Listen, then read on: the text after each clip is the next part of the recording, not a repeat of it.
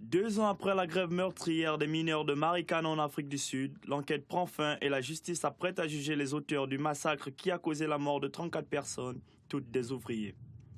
Des centaines d'autres avaient été emprisonnés sans qu'aucun policier n'ait été interpellé. Cela fait 2 ans et on cherche encore la vérité. On ne l'a pas encore obtenue. Pas un seul policier n'a été mis en prison jusqu'ici. Mais nous avons été emprisonnés. J'ai été emprisonné. Comme si aucun d'entre nous n'avait été tué ici. Nous n'avons pas de justice pour l'instant. Un sentiment de grande injustice anime les rescapés de ces événements tragiques du 16 août 2012. Sur le site, les derniers témoignages et les ultimes souvenirs sont évoqués. Tous les éléments qui peuvent aider à restituer les faits sont recueillis. Je pense que tout cela va nous donner de la perspective, quelles que soient les preuves examinées par la commission. Certaines choses sont sous débat, mais quand vous venez sur la scène du massacre, vous vous souvenez de la réalité. Je pense que c'est bien que l'enquête se termine ici, parce que c'est ici que tout a commencé, n'est-ce pas? Dans un pays où la justice s'efforce d'être impartiale depuis la fin de l'apartheid, les espoirs de voir les coupables de ce massacre tomber sont énormes. Le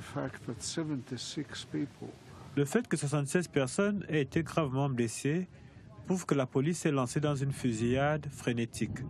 J'ai confiance. Je crois que la commission d'enquête ne les laissera pas s'en sortir comme ça. La grève de la mine de platine de Marikana est considérée comme la plus importante de l'ère post-apartheid. Les mineurs payés à 400 € réclamaient que leur salaire soit multiplié par 3. Cette augmentation n'a jamais eu lieu et les revendications du syndicat n'ont jamais été prises totalement en compte.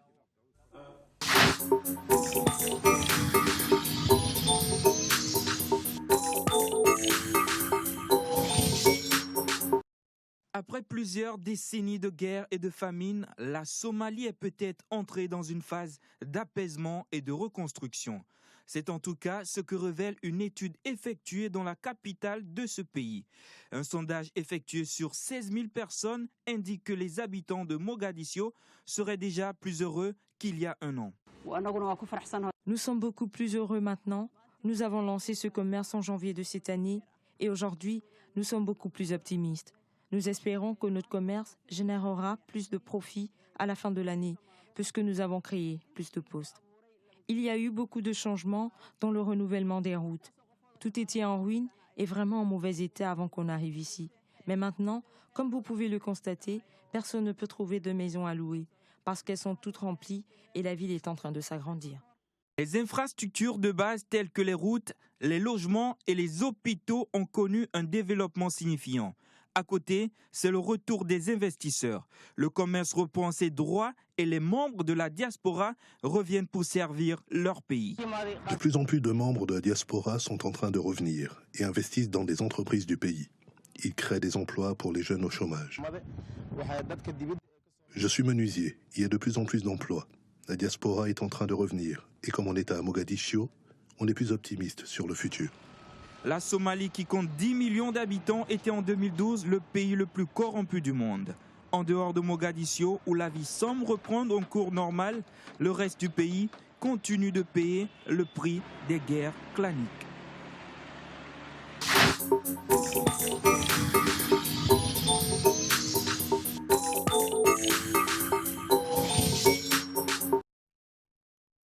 Une équipe de l'ONU est arrivée lundi à Accra, où se trouve le quartier général de la mission de l'organisme mondial. Monsieur Anthony Bambery, le chef de mission chargé d'enrayer l'épidémie qui a déjà fait plus de 3000 morts en Afrique de l'Ouest, a déclenché un objectif qu'il qualifie d'extrêmement ambitieux. C'est celui d'arrêter la propagation du virus en 60 jours. Nous ignorons combien de temps cela prendra. Nous espérons agir le plus rapidement possible et fermer la mission. Dans les 30 jours prochains, nous devons mettre en place toutes les ressources matérielles nécessaires, mais nous n'avons pas d'autre choix que d'y parvenir, a-t-il expliqué. Si la mission n'avait pas été créée, si le monde ne répondait pas à la crise Ebola, le nombre de cas passerait de quelques 200 000 à 1,4 million en janvier. Et ensuite, Tous les pays du monde seraient concernés par les risques. Des risques très sérieux, pas seulement pour la santé des personnes, mais pour leurs économies, leurs structures sociales et leurs structures politiques. Le monde doit agir maintenant. Rappelons que quelques 150 soldats américains sont arrivés au Libéria le week-end dernier, avec un hôpital de campagne de 25 lits, censé accueillir notamment le personnel de santé infecté. De son côté, l'UNICEF s'inquiète du sort des milliers d'enfants dans ces trois pays, la Guinée, le Libéria et la Sierra Leone, où l'épidémie de la fièvre hémorragique a fait des ravages. Il n'empêche que dans la ville de Makeni, au nord de la Sierra Leone, les populations sont sorties dans les rues pour, dit-on, célébrer la fin du virus Ebola, obligeant le gouvernement à porter un démenti sur cette information, a souligné Emmanuel Fontaine, directeur régional de l'UNICEF pour l'Afrique de l'Ouest et du Centre. Notons que 3000 soldats américains seront envoyés au Libéria. En Sierra Leone, un centre médical sera installé par la Grande-Bretagne.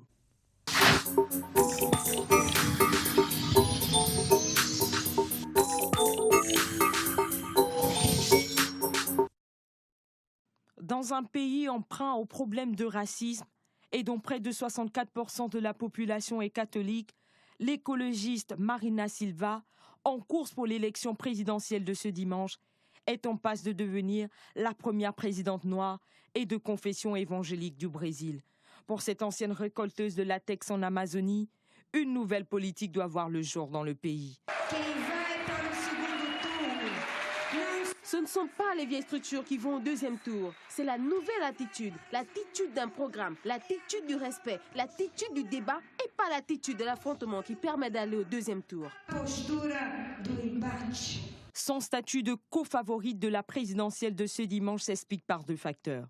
D'une part, l'émotion suscitée dans le pays après la mort de son candidat Eduardo Campos dans un accident d'avion en août dernier. D'autre part, la dimension des arguments rationnels qui inclinent à capter les votes des nombreux indécis et des croyants protestants brésiliens. Rappelons que cette femme frêle de 56 ans a été domestique, quasi-nonne, syndicaliste, militante du Parti des travailleurs, formation politique de la gauche brésilienne, sénatrice, ministre de l'Environnement de l'ex-président Lula en 2003.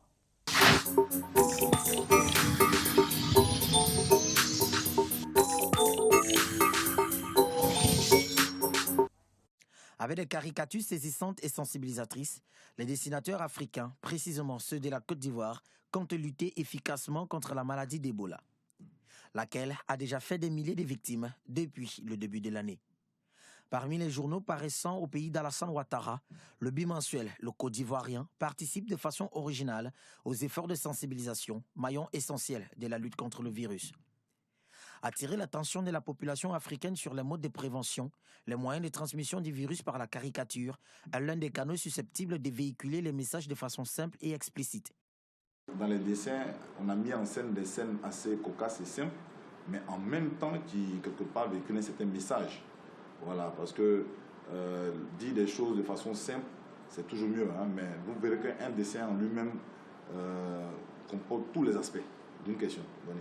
Voilà, on n'a pas besoin de tout expliquer. Quand le gars il lit, il rigole, mais en même temps il retient quelque chose. Avec son crayon à feutre et du papier blanc, le dessinateur Jean-Kévin Zabayi illustre des personnages débordants d'humour, comme ce patient au pantalon baissé, terrorisé et tétanisé à l'idée de se voir administrer une piqûre par son médecin à l'aide d'une fronde afin d'éviter tout contact. Avec mon dessin plein d'humour, le message de sensibilisation contre l'Ebola passe rapidement.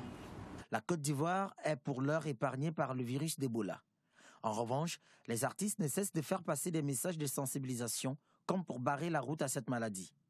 Pour des caricaturistes, les œuvres par eux diffusées participent d'un combat de salut public.